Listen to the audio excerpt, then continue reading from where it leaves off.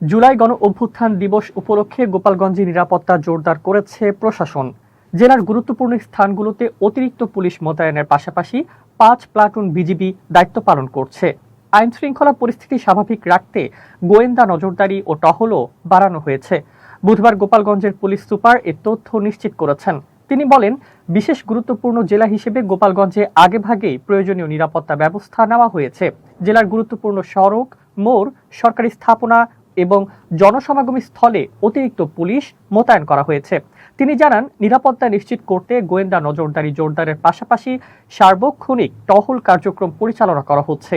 যে কোনো পরিস্থিতি মোকাবেলায় আইন শৃঙ্খলা রক্ষাকারী বাহিনী সর্বোচ্চ প্রস্তুত রয়েছে।